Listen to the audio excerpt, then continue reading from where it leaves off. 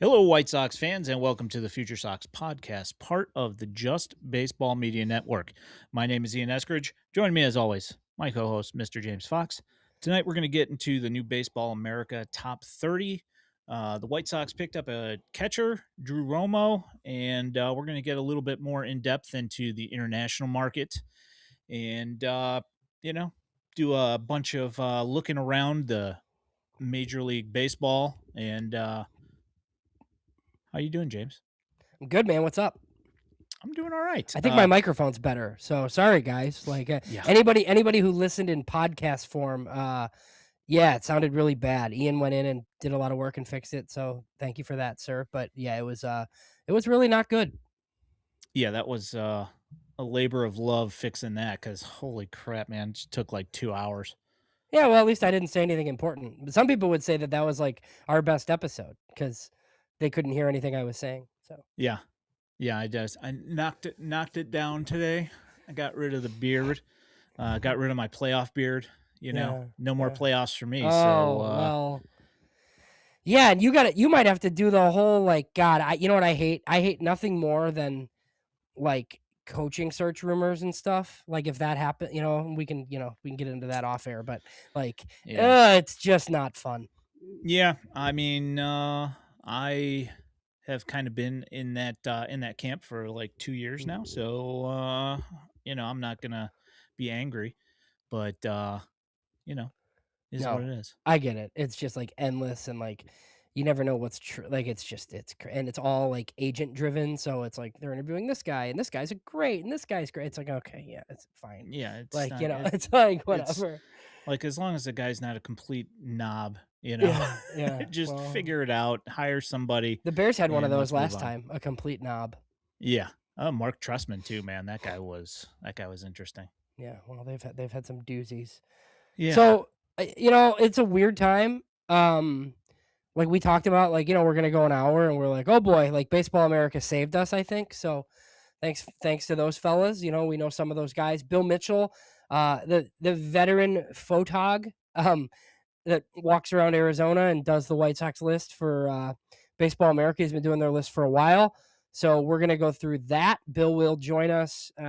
He said he had some stuff going on, like within the next few weeks, so he can come on and talk about this list. But I think there's some interesting stuff in it. Yeah, for sure. I don't know your thoughts on the Baseball America. I mean, we'll get into the specifics here in a minute, but were you surprised at the list? So the first thing that surprised me was Schultz at 1. So like we're gonna do ours, I think, in March, and I think I will still have Schultz at 1. And we've talked about this, like being privy to some stuff that maybe, like outside places aren't. So I just kind of expected him to fall a little bit with like Bonnemer and Montgomery kind of taking over those top 2 spots. So I, pleasantly surprised. Like Schultz, I still think Schultz is their best prospect. But so that part kind of surprised me. Bonnemer like approaching top 50 prospect in baseball status like isn't really surprising me after some of the people that we've talked to and some of the people that Elijah's talked to and just how much people seem to like that kid. So yeah, I mean I think the top 5 no, like that's not really. So the top 4 I think is probably these guys that are on here: Schultz, Bonnemer, Montgomery, and Smith. And then the guys after that are debatable.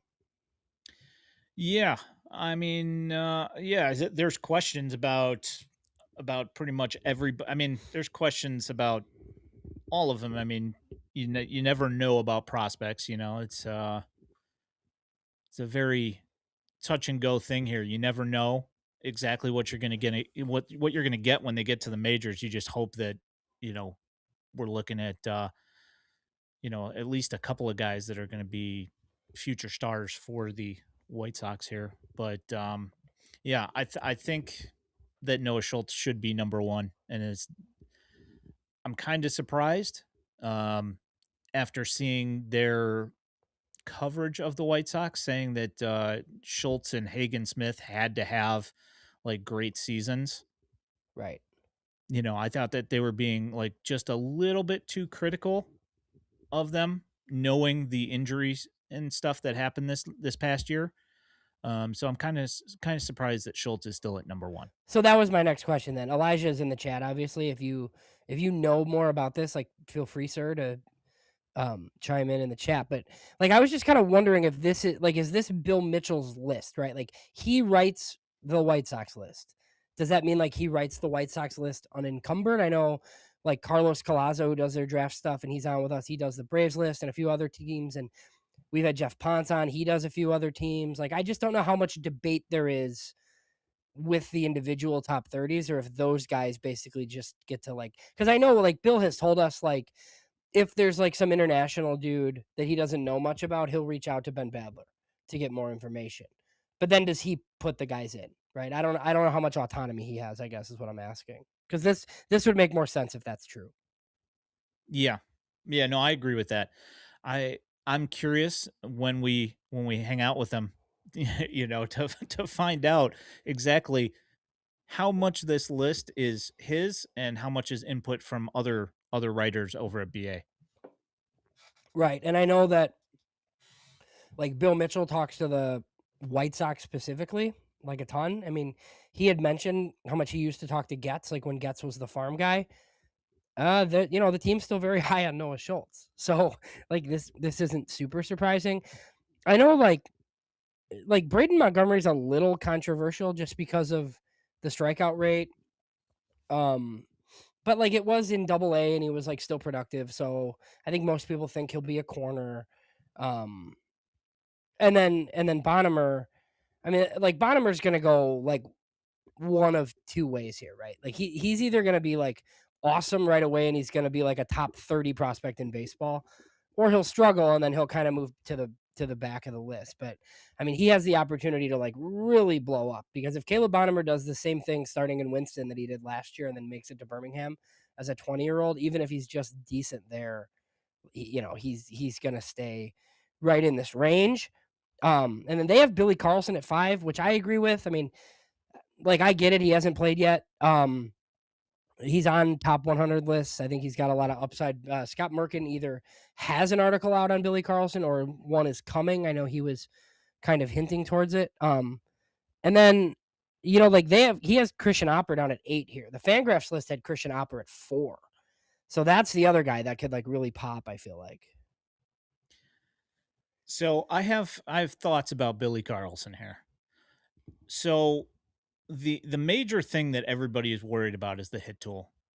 Um, Watching his swing, when I look at him, he's clearly not one of those guys that's selling out for launch angle and hitting bombs.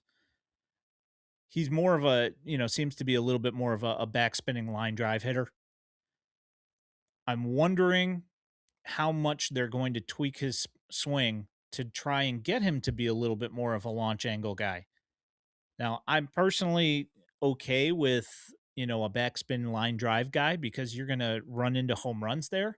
I just don't know how much power is going to come from that. So he's so funny because like lots of people have talked about how he needs a swing change to hit, but then others say that he's power over hit right now. And you kind of just talked about the opposite. Like it's just straight. And the thing that you have to fall back on is like potentially 80 grade defense at shortstop, right? So Yeah. I feel like he's the type of guy where like if he goes to Kannapolis and he's pretty good, like 125 WRC plus, like pretty good, like he's gonna be a top 50 prospect in baseball too because his defense is so good. Like the only thing keeping him like off of like him falling off a top 100 list, like he's gonna have to not hit it all. Yeah. Which is why like the pick was awesome at 10 because the floor is so high. The other thing that's funny about that is like you have all these shortstops and I feel like in a couple of months we're gonna like be talking a lot more about Rock Chalowski, and Rock is gonna beat all these guys to the majors. So Yeah. like like the talk about Billy Carlson, like because somebody mentioned to me like, oh, like well, where's Billy Carlson like gonna play or whatever? I'm like, well, he's a definite shortstop, but the guy they don't have in the organization yet will already be in the majors probably by the time Billy Carlson is ready, if that happens. It's just like the whole thing's gonna be and look, you keep taking shortstops, like that's fine. That's what they should do. I just think it's kind of funny.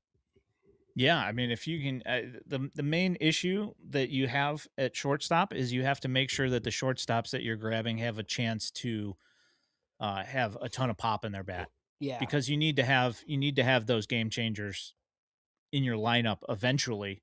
You know, I'm not saying you're going to get 50 home run power out of it necessarily, but they have to have some sort of pop, Yeah. and they're Yeah, gonna he's have to he figure that part out. I think so there's, like, stuff in the chat, like, Ozzie Smith, Carson Williams Mm-mm. 2.0 from Yeah, like, I think Mason Wynn was the comp that was thrown around the most, like, in, like, pre-draft process. Um, so you just gotta see how much he'll hit, I think is basically what it comes down to, right? And then so, like, the next 2 arms, obviously, after Schultz and Hagen are Tanner McDougal and Christian Opper. A little bit different, right? Both super high upside. Tanner's very close to the majors to the point where like he might be the next guy in, if they don't start with him. And then Opper, you saw in person, like if I don't know what's gonna keep him from double A like early, right? I mean, nothing. like obviously like he needs innings, but that's the whole like there's no such thing as a pitching prospect thing, right? Like I mean, if he just throws absolute fuzz, like there's no reason to not do it in double instead of high A, which probably happens pretty quick if he's as good as people think he is. Yeah, I think that the only thing that's really going to hold Opera back is health. After seeing him live, I mean, it jumps out of his hand, and there's a lot of movement, and dude's just nasty. So I don't see anything other than health stopping him from moving up. And like Yeah. you said, there is no such thing as a pitching prospect. So you know, how surprised were you that Fauski's at 7? Um, a little bit, just because like I would have both of the pitchers in front of him. I feel like eighth is like the earliest I would put him. But I mean, I get him. I get it. And like Elijah, if Elijah's still here, he's gonna disagree with this, but like I get him over Antonacci. Um, but I do think it's yeah, like 8, 9, 10. Now look, we could all look like idiots when Jaden Foskey's got like a 140 WRC plus in low A as a high school pick, right? But I mean, as of now, it looks like hit over power and it's probably a corner. Like we were all excited about the pick, but it's not standout tools. He's just a good solid player and he's local. So, yeah, I was a little bit surprised like that he was over Opper. But other than that I think that's like right in range. Question here from D Perch. Do you think Bonnemer can play the outfield? Well, so this was in the right if anybody read the write-ups, I believe it was in Fangraphs and at Baseball America where White Sox officials it's like said that they've already talked about potentially Bonnemer and Antonacci like potentially having to like at least play a little bit in the outfield just because of like all the prospects they have coming. I mean, it only makes sense. And I will say, I don't think from watching him, pretty much through a full season this year, I think third base is probably the better place for him. It's not that I don't necessarily think he has the range to do it or the arm. I just don't know that the glove's there. I think that the glove needs more work, and I think that a reactionary place like third base would probably be the better place for him, just personally. Yeah. Uncle Ted, are you asking about Bonnemer? Bonnemer, yeah, I think Bonnemer can definitely play third. Yeah, I just think the foreshadowing is that your number one pick, if he moves quick, that's an Antonacci comment, right? Which yeah, is I get it. I knew he was gonna, yeah. and I didn't even necessarily disagree. I just knew that he would. Um, eh, like in a world where Rock Chalowski exists and Colson Montgomery is like a solid big leaguer, third base isn't open for Caleb Bonnemer. That's the thought process. Yeah. Uh, who's blocking him? Vargas? Uncle No, Ted nobody's asks. I nobody's mean, block. I mean, in theory, Colson Montgomery's blocking him. If you want to look at it that way. yeah. I mean, because eventually Montgomery's probably going to. I mean, I understand that his metrics were really good last year. Um, I'd just be pretty shocked if he fights off everybody else to keep his glove at shortstop. I would be blown Yeah. away. Well, and here's the thing too. Like I've seen people say this. Like, and it's look, they haven't taken Rock Chalowski yet. And we have 7 months to do these shows, right? But like that dude's playing shortstop.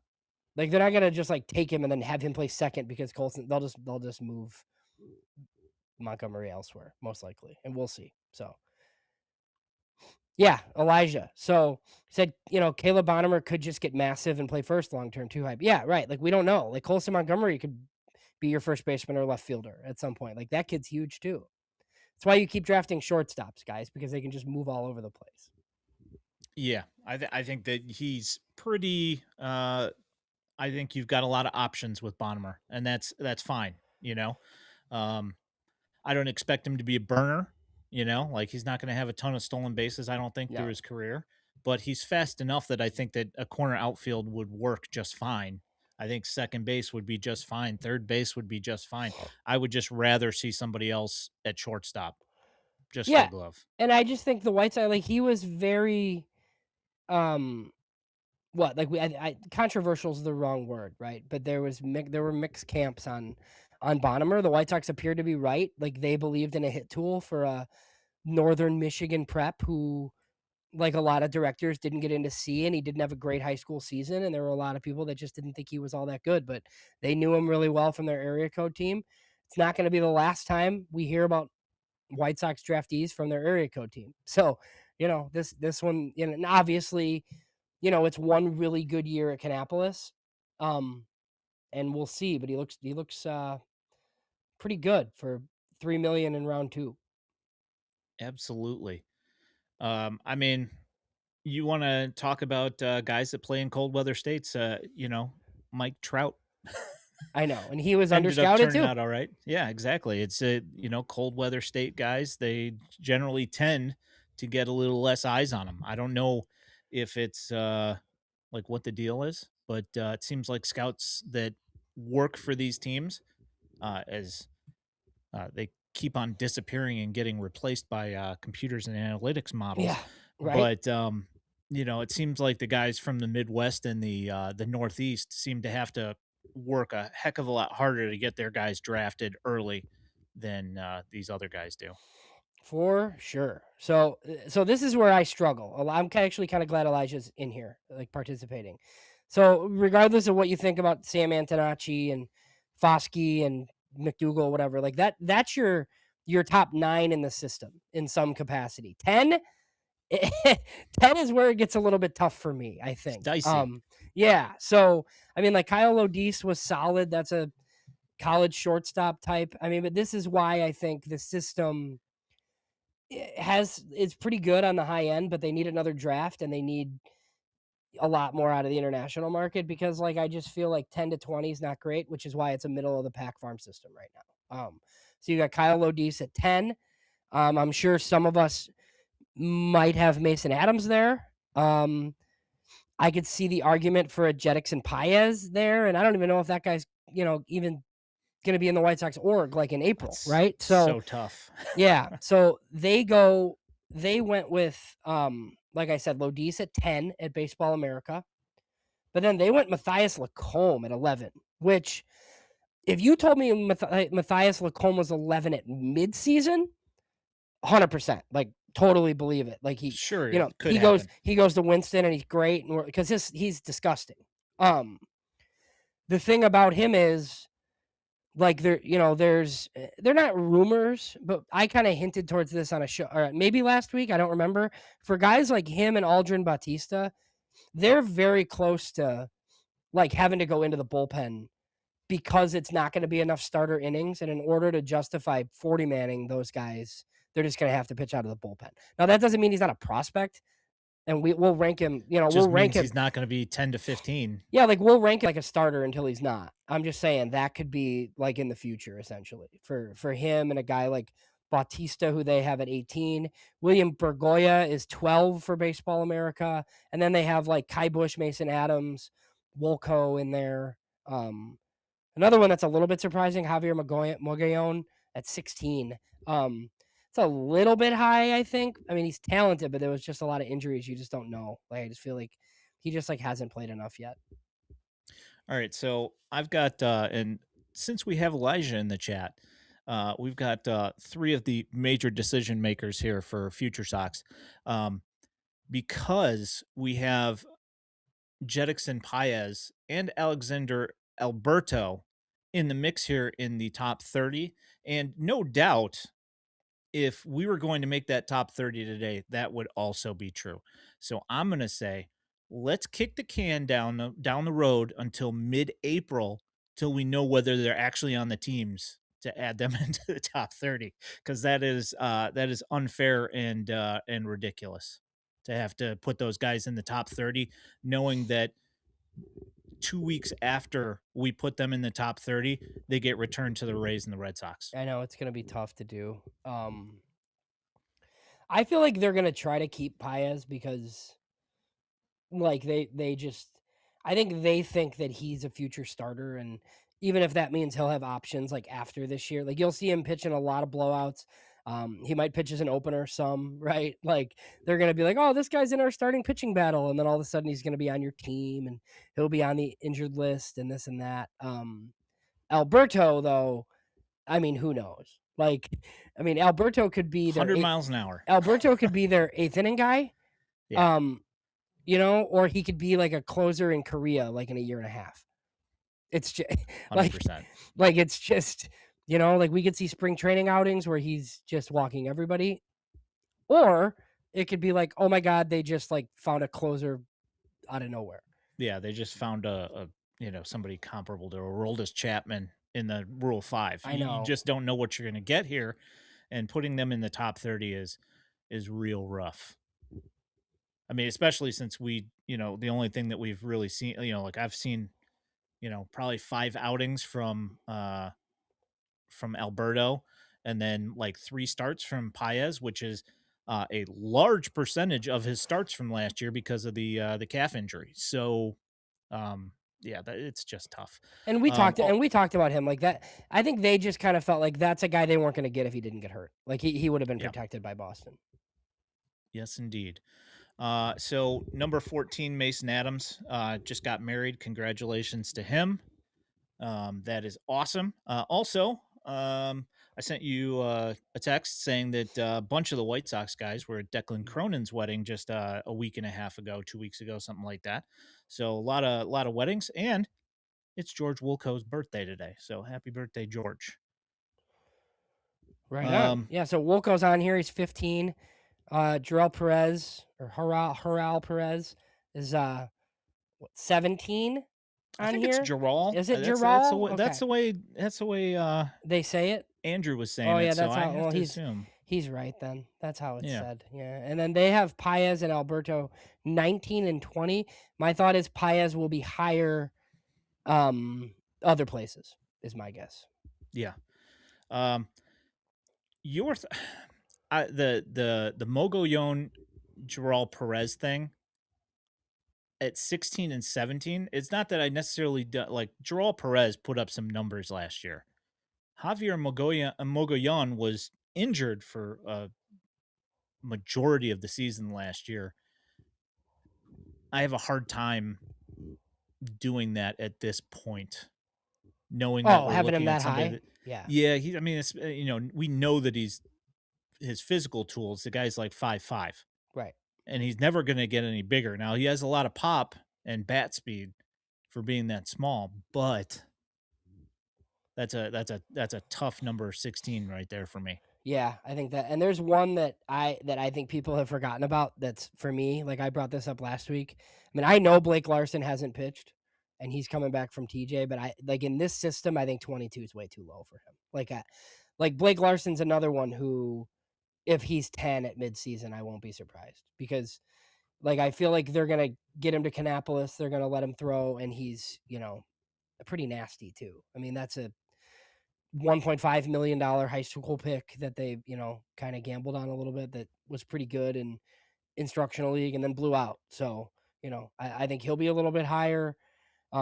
Gage Zeal is on this list. I know you saw some of those starts. It's a soft tossing righty. I don't know if he belongs as high as he is. Yeah, it's tough for me too. He does have really good numbers, like Yeah. analytically, so I mean, I get that, but need to see performance out of And that, I then would like think. they have so Baseball America has Landon Hodge at 24. I feel like he'll be a little bit higher. He is going to be playing in rookie ball probably, so we won't get a ton on him. Jairo Iriarte is number So 23. that was my next point. There's two guys on here that I will have a tough time ranking. And Jairo is they're one of and they're them, right near each other. and Jacob Gonzalez at Yeah. 25 is the other. Yeah, that's tough. They're just I can't really because I just don't know what value that is. And look, like if Jairo Iriarte is like in spring training, like pumping 98 again somehow, like I'll change my tune on that. But he just, the command is just not good enough for him to pitch at like the Yep. velocity that he's throwing at. So Yeah. that's a little bit tough there. Yeah, I mean, Um, the stuff is nasty when it's working, but the velocity's gone down a couple miles an hour, yeah. and yeah, it's just the command has not been good enough to even be anywhere close. I feel like somebody mentioned Shane Murphy. They did, yeah. How do you rank Shane Murphy? What do you do? Like, It's tough. I know we're both fans, but Yeah. I mean, with ranking system, like he just knows how to pitch. He is a technician. Like that is the term that I would use for him. He's a technician. He goes out there, he just gets outs, nothing super flashy, but he does have nice movement and I don't know, but I mean, I'm sure a lot of people probably say the same thing about Mason Adams as well, Yeah. and I'd rank him pretty high. So So, yeah, the guy that I'm about to bring up throws harder, but the one that always shocked me, and I did a whole full feature on this kid, and did like 8-9 years ago for FutureSox. When I saw that like Tanner Banks made it to the big leagues, I was like pretty surprised. yeah. And then he was good. And now he's like a big part of the Phillies bullpen and he's like good. He's had a really good career. Um and sometimes it just like happens. And he was a late arriver to the big leagues and I thought like, Tanner Banks is kind of fun like soft tossing lefty back end guy. Like I don't know if he can make it and then all of a sudden like pitching out of the bullpen, he picked up a few ticks and he's like going on his like fourth big league season now. So you never know. Yeah. So I just we know that it's going to be well, we thought it was going to be a struggle to get to an hour tonight, but it's not looking like it's gonna. Oh yeah, we'll be fine. So James Hesterman asks Alberto better than Prelander Baroa. I don't think so. Like, I don't know enough yet. I haven't seen Verlander Barreau is enough. pretty nasty. He just His walks. I mean, arm fell off. he's going to be coming back too. Yeah. I So mean, the best ability is availability. And yeah, and as he of just right hasn't. now, Alberto's more valuable than Prelander Baroa, but I don't know. We'll see. Did you happen to see that tweet like 2 weeks ago that talking about the Gregory Santos trade? I don't And believe that I did. okay, so more or less this guy, he's a Mariners guy, and he was saying that the Mariners got fleeced for Gregory Santos because the White Sox got Deloach and Baroa And Blake Larson, and well and Blake Larson eventually, right? The pick but became him. Yes. Prelander Baroa, TJ, Blake Larson, TJ, and then literally Deloach, like Korea. 2 days after that tweet, Deloach got launched and he's headed to Yeah. wherever. Well, I think the big thing with that was like Gregory Santos like did nothing for Seattle, and now he's back with the Giants on a minor league deal. So I guess the only argument to be made is like, could they have held on to him and gotten more? Is like the only because I mean like the Sox did win the trade, right? Like they have Baroa Yeah, coming no, for back sure. who can Yeah. help them, and they have and they have Blake Larson. I think it's fine. That's actually one of Chris Getz's better trades Yeah, because I think so. there's been some not so great ones, obviously. Um, we don't have to do that show tonight, but A former member of the top 30 baseball also brings up DJ Gladney has moved on and now signed with the Yankees. So good luck to him. See what happens there. Luis Reyes is on this list. I know some think he's ultimately a bullpen, probably. Gabe Davis, we've yet to see. My guess is he starts this year. At what 6'9" righty out of Oklahoma State was their 5th round pick last year. Yeah. Um, so he'll be around. And then the last two on here are even a little bit tough for me to justify, but I guess if I wrote out 30 names, like Yobel Rodriguez was a Cuban international signing last year. He had good numbers in the DSL. Um, Low 90s fastball, good change, good command. I don't know. It's like it's tough to rank these guys that don't throw really hard, um, especially when like all they've done is pitch in the DSL. And then Matthew Boughton was their 11th round high school pick, out of Texas, but he's like 20 years old already, and it's a lot of tools. I don't know that he'll ever hit, um, but it's a lot of speed. It's good defense. He was like one of these like amazing track kids. I know the Sox were like pretty excited to get him for 400K or whatever they got him for. So my guess is him and Hodge are in rookie ball. Boughton will be probably the shortstop in rookie ball for the most part, and they'll see what they have. But yeah, him sneaking onto the list is I don't know, a little bit interesting. There's probably like some relievers and stuff with probably higher upside and quicker proximity to majors that'll be on other people's lists. But um, Bill went with Matthew Boughton here. We can ask him about it when he joins Sure. us. Yeah. Yeah. No, yeah. I'm interested in seeing Gabe Davis, that was one of those things, you never see hardly ever see pitchers that aren't relievers in the late fall with the A ball team, and we did not see that, so that's kind of bummed. You think Do he'll probably be a starter in Kannapolis though to start? I would imagine though. Yeah, I would think so. I would think him and the other college pitcher picks from this past draft are probably in that rotation to start. Yeah, yeah, and I mean, there's a couple of other guys that are coming back from TJ that are gonna also land there at least for a little bit, and start off Yeah, throwing 2-3 innings as well. right. I think Drew McDaniel will be there, and probably a couple other guys. Jacob asked about McLean and Saki. I mean, they just have to be healthy. He said, "What do you do with McLean and Saki now, given the injury histories? Or expectations non-existent, or still?" I mean, that real hope is probably too strong, but I mean, it's a 3rd and 4th round college guy who, if they're healthy, I think they're probably back end top 30 guys, but they won't be on the preseason list. You can't because they haven't played. Saki, I think, had Tommy John, He did, so yeah. I would imagine he could at least DH to start the year, but he might be back. I don't know. He might be ready to play outfield.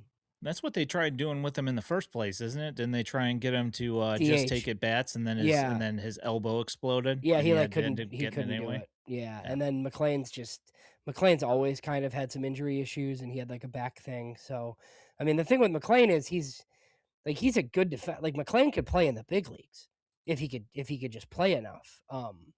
Like it's not a huge ceiling, but he's from a baseball family. There's like an article on FutureSox site I wrote last year and interviewed him. Great kid. Like he just doesn't play baseball enough, which is the issue. So, oh God, I don't want to answer that. Where Who would knows? Yoiker Fajardo be on this list? I mean, probably 11 to 15, honestly, Yeah, probably. right in there with like in that hodgepodge of dudes. And I know like people have him 10 on the Red Sox list. I mean, I know like we like to freak out about Yoiker Fajardo. I mean, it's not a great fastball, which is the one thing that could hold him back. He kind of like throws with his off speed stuff, but it's like a good arm, and they traded him for Cam Boozer. So that's mostly the problem. All right, so Uncle Ted asks, what does Riku have to do to make it onto the top 30, or at least be in the conversation? I would assume. Average defense anywhere, Yeah, I would probably. say that's probably a fair thing. I mean, I don't know he's that he can play anywhere. He's fun though. he's not terrible at second base, but he's not great. I definitely don't want to see him in the outfield. Like every time I see a pop up hit out there, I get anxiety. Like because he kind of catches the ball off to the side. It's an adventure. I don't know. Well, and he's not even like a Duke Ellis, like add him to your bench to steal bases type guy, right? Like that's just not really I his.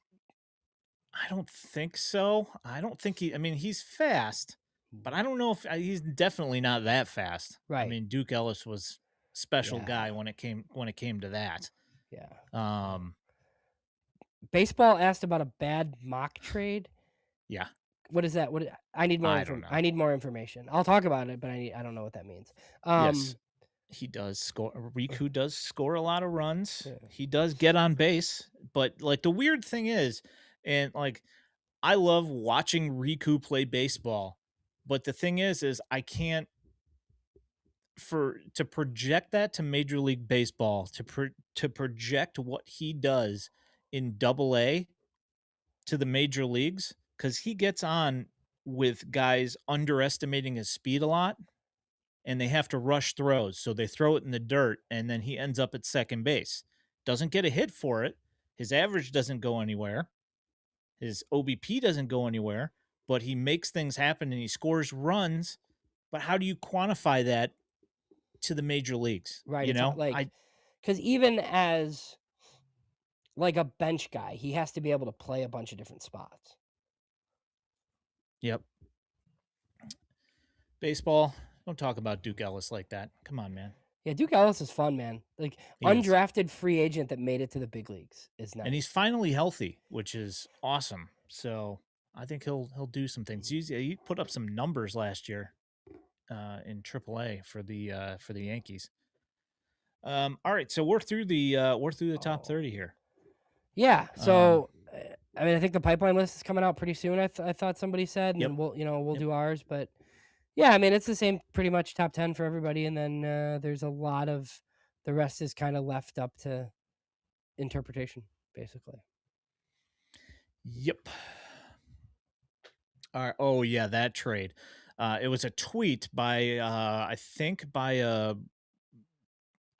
it was a Red Sox person. I'm almost positive. I don't know. It could have been a Mets guy, but it says the Mets got Leisure Oh yeah. and Duran, and then the Red Sox got Jonah Tong and Kyle Teal, and we get Christian Scott and Brett Beatty.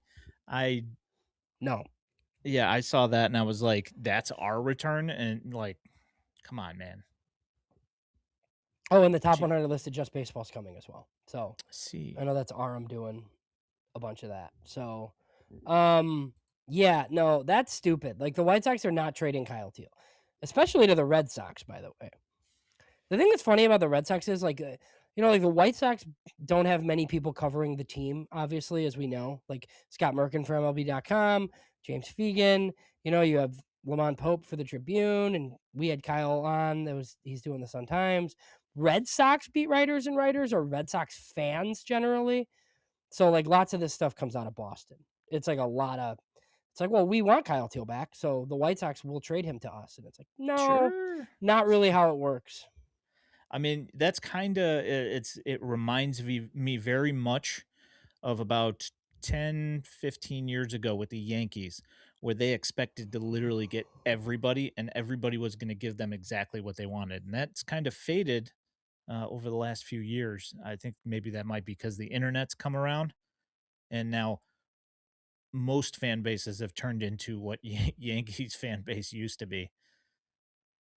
Um, Well, I kind of like so Kevin asked for the fastest riser in the system. Um, hmm, I think it depends on what list you're looking at.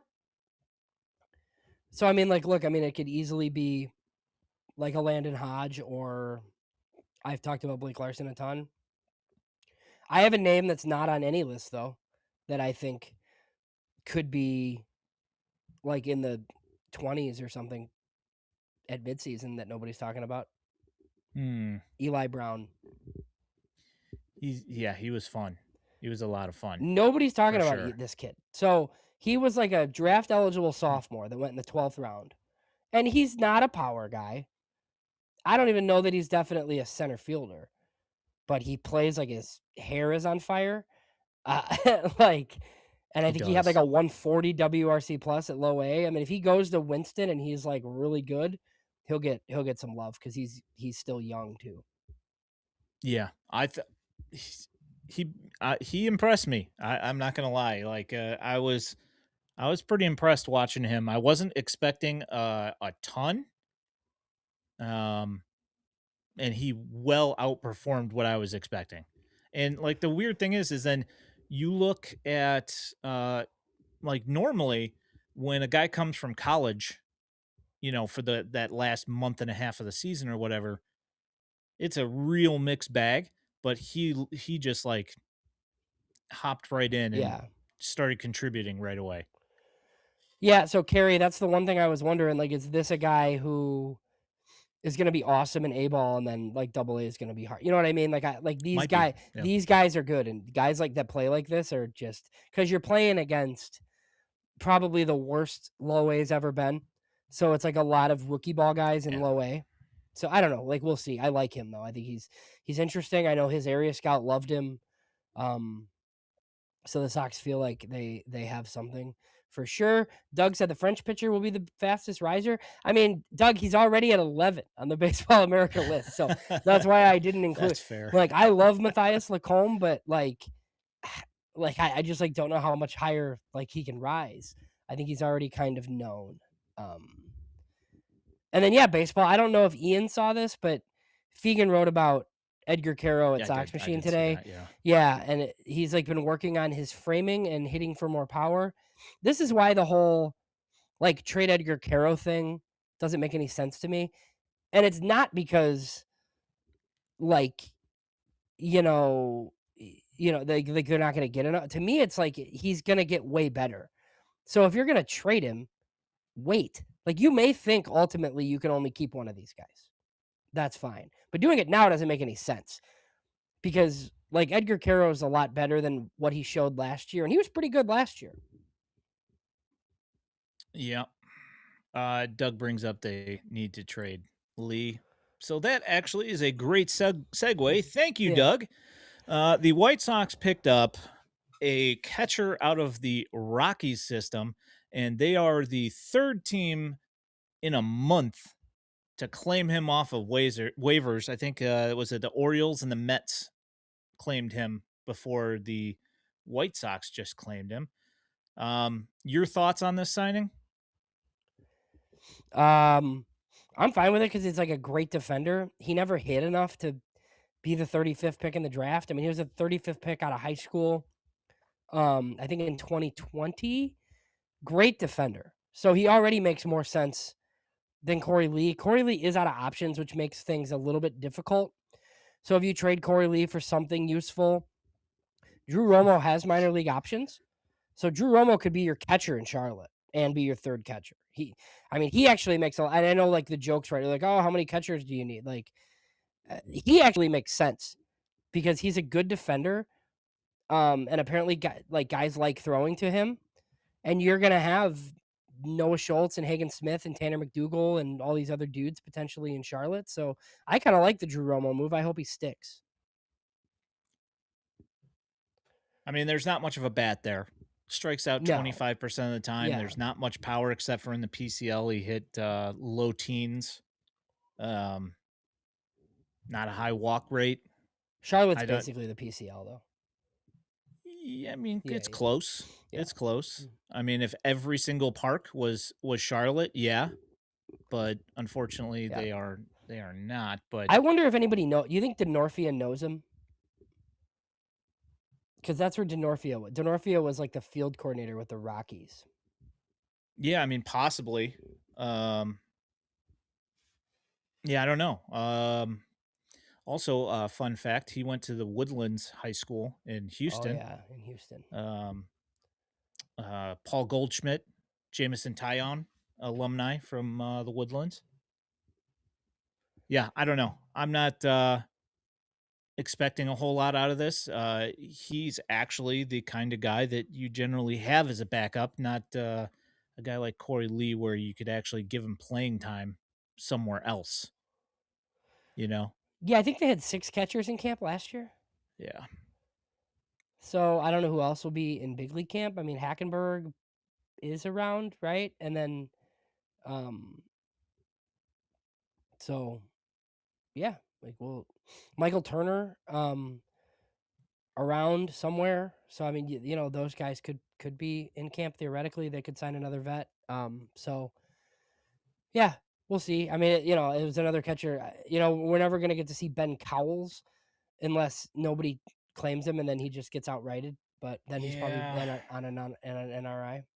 I wouldn't be surprised if he was, if he If he just clears, cleared. yeah, Um, yeah, I wouldn't be surprised. I'll just put it that way. could see it. um, so we are at 46 minutes here. Um, yeah, baseball brings up, and I forgot to mention this earlier. Uh, Eloy Jimenez signed somewhere. I didn't even see where. Toronto. Toronto. So I don't think he's making that team.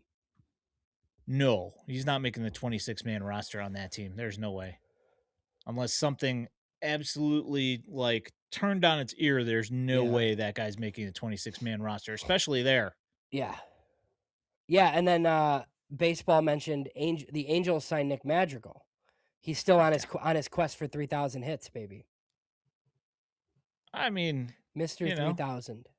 like 2,800 to go. No big deal.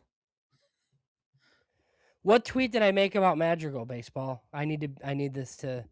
What did I say? Is it a real bad one where I thought he was going to be good? Because honestly, like I was never really that high on Nick Madrigal. I didn't really like that pick, but Yeah, I he wasn't. but he was like really good in Birmingham. So then I was kind of like, man, like maybe the people who like him are right, and me and a bunch of others are wrong.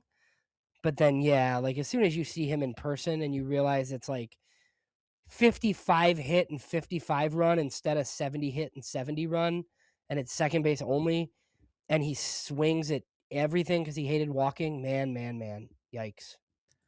Yeah. So, like, I think the main thing with him was more or less his health because I thought that he was.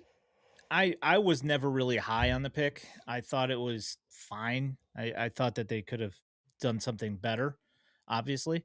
But if he had stayed healthy and not his legs hadn't blown up like every 2 months, like he might have at least been a useful major leaguer. I mean, he was never gonna hit 10 home runs and 3,000 hits, but I just like the thing with me. I just like never expected him to be so stupid.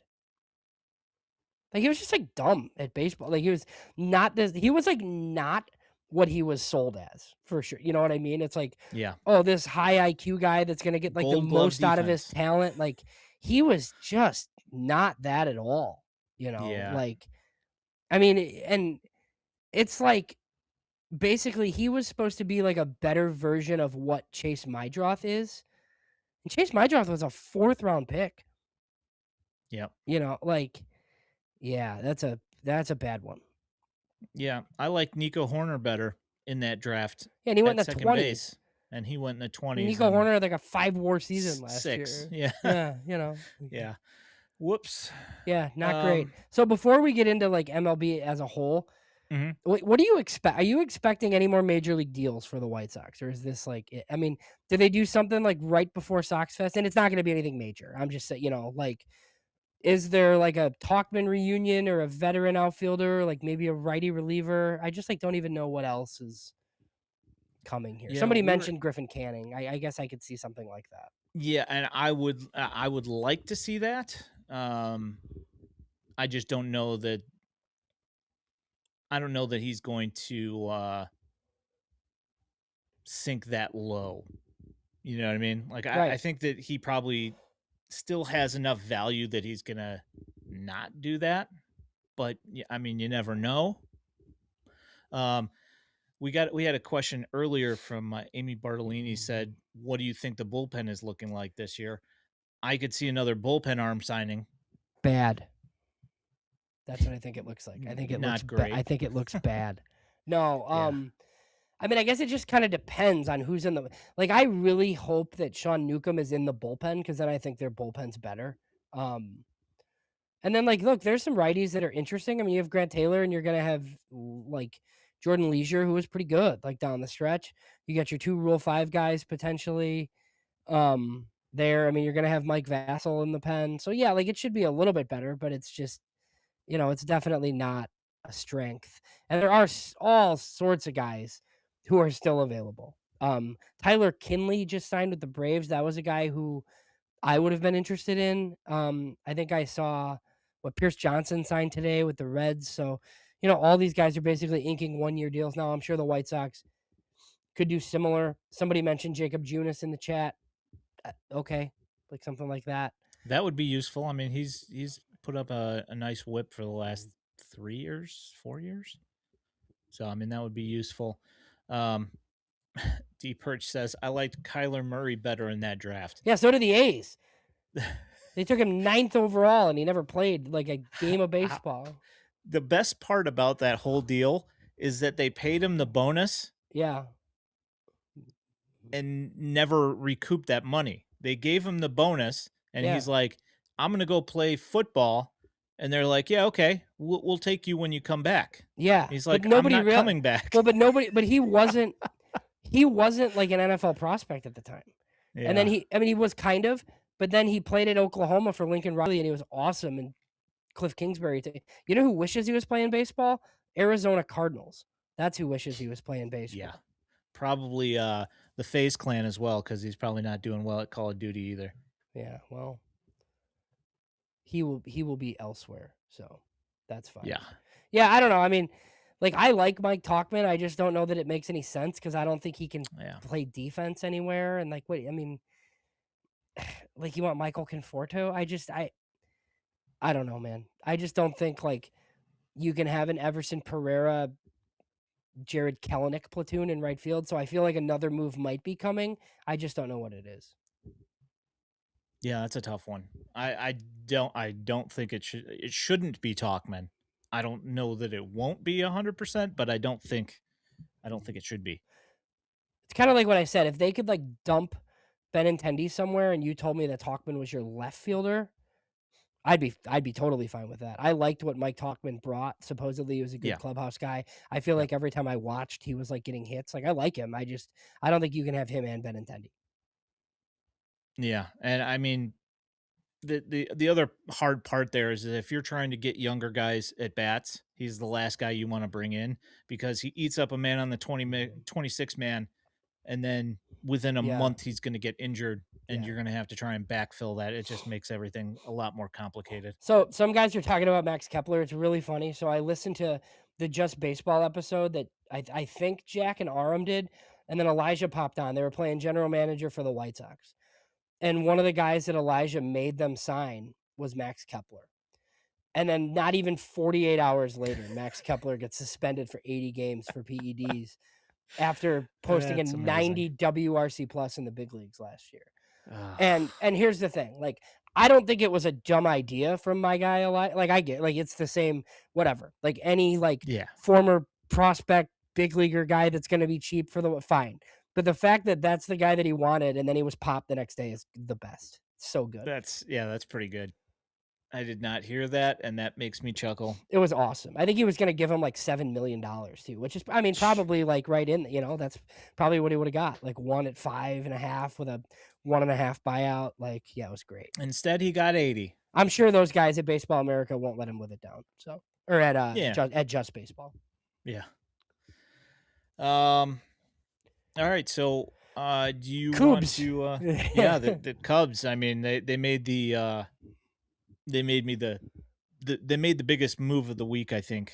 Alex Bregman 5 for 175. It was wild last night though too, and Ian obviously, like everybody's watching the Bears game, and it's like, oh, What a John weird Heyman. John time, Heyman right? said that Alex Bregman just signed with the Cubs, and like I'm in all these football chats, like on Twitter or whatever, and like all of a sudden that's in there. I'm like, what am I supposed to do right now? And then yeah, like it was interesting. But 5 at 175 for Bregman.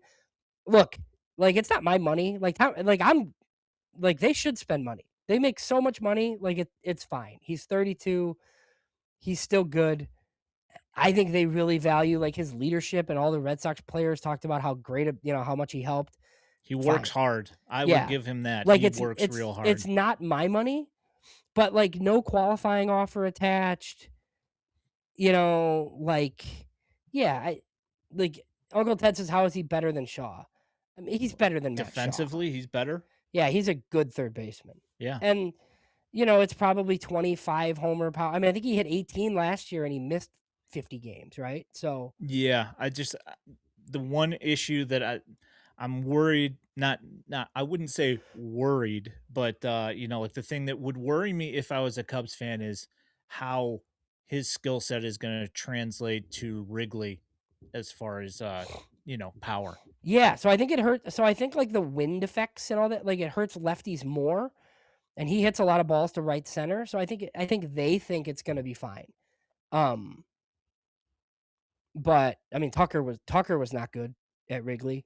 Um, Yeah, and it's the like very kind of baffling, but actually not really now that I said that. But the jet streams and everything have completely changed over at Wrigley Field over yeah, the last 2 years. it's like a It's because pitcher's park now. they keep on building all that stuff on the street surrounding Wrigley, completely changing the way that the park plays. So now it's a pitcher's park and guys are having a hard time hitting it out. So that's not Yeah, good for them. yeah. So yeah, we don't have to like do Cubs exclusive. Obviously, we were just gonna Yeah. go around baseball. I think it's a big signing. Like locally, I like local stories.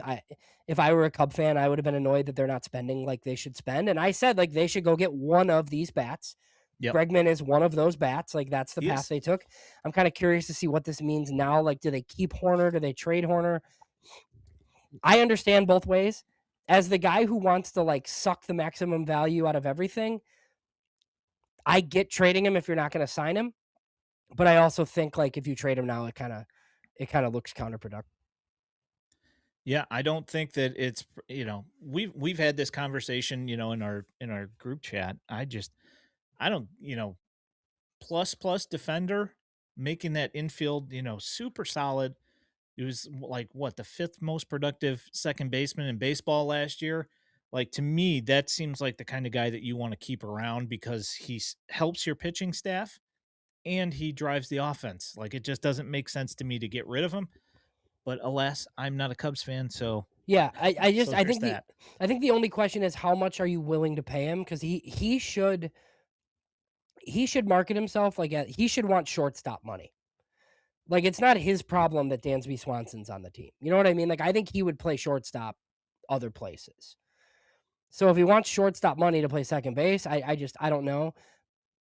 Or do you keep him and you trade Matt Shaw? Because like Matt Shaw, super utility guy, I guess is fine. Like if you're gonna DH one of those guys like consistently, I don't know. We'll see. I'll be curious to see that like with the Cubs lineup because now they don't have Owen Casey, which another deal that I really liked. I would have been a huge fan of that deal if I was a Cubs fan. When that came across and it was Casey and basically two lottery tickets, like I've always loved Edward Cabrera. I know it's risky, but again, like I'm not the GM and he throws 100. So like fine with me. It's something they didn't have. So I think that's two pretty good moves for them this week. Yeah. And as these there are many people in chat talking about Dansby Swanson. And Yeah, that deal to me not great. does not look good. And I didn't think it looked good beforehand. He had So one huge offensive year. Great defender, leader type, whatever. yep. He's like an 8 hitter that, plays shortstop. So Yep. so the top of this market, like what the heck happens now? Because like all these guys with the qualifying offers are the guys that aren't signed. Shocker. It's like something I always talk about and everybody always dismisses me, but like the qualifying offer system is like the single biggest thing that I would try to get rid of if I were the players. And like I had a response on Twitter. Somebody's like, "Oh, it affects 12 guys. It's not that big a deal," but it is a big deal because Because they're guys that because generate a lot of yeah. money. So it helped the White Sox this year. So think about like a guy like Munetaka Murakami, right? So if you're the Yankees or one of these other teams, and Murakami's maybe like your third or fourth option, right? But this guy comes over with a deadline from Japan. Well, these teams, and I don't even know if these teams are interested, right? This is a hypothetical. So Yankees, Red Sox, Phillies, they all kind of like him, but they're not ready by the deadline, right? So now the White Sox like swoop in and sign him because these guys are all waiting to like get these big guys at their price. It holds up the entire market, like having to wait for these guys. Um, and if there were no picks attached to them, it would just be much easier to value them, and I just feel like they'd all be signed sooner. So, I don't think the issue is that, you know, Kyle Tucker, Bo Bichette wants 8 years at some money. It's that They might. yeah, it's that they want 8 years at that money, but you also have to like give up draft picks and international space. Like if you didn't have to do that part, I think you could justify the other part. But yeah, there's a lot of free agents still left to sign. They're all going to sign in a hurry, like by spring training, I feel like. I kind of feel like those guys would probably be waiting because I think that they're looking at this like last contract, you Yeah. know, or at least last real productive contract for both of those guys where they, want to get themselves set up for long term. I mean, Tucker's asking for like $400 million. Yeah. So I every time some guy seems to want $400 million, those are the ones that like really, really take a Mhm. long time to get done. So I wouldn't be surprised if that was the case for him anyway. Yeah. For you, are we like at what point does Kyle Tucker become underrated? Like, cause I feel like I'm taking crazy pills. Cause I had Cubs fans push back against me. Like, I get it, right? Like, if you don't think he's Vlad Guerrero, totally get it, right? You don't want to do 12 at 450 scares the hell out of you, right? But if this is like 10 at 300, That's a like, no-brainer. he's awesome. Yeah, that's a He's no-brainer. so good. Like, and I feel like a Yeah. lot of people think he's like not good. Like he was bad. Or he wasn't bad. Bad's the wrong word. He had a tough year for the Cubs. He was hurt all year. Yeah. Like he is on base all the time. Kyle Tucker's awesome. And I feel like there's so many people who are like, he's not a leader. Okay, he might not be a leader. He might prefer like Anaheim because he doesn't want to talk to the media. Like what?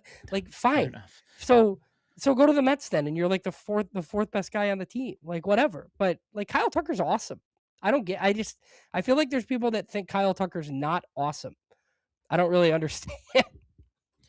Yeah, and it's like like you look back now at Bryce Harper's contract and that is like it's a cheap player A total at that bargain. point. Yeah. Yeah, and like he might not put up an MVP season ever again, MVP caliber season ever again, but he's still going to put up, all-star numbers probably at least for the next like 4 or 5 years.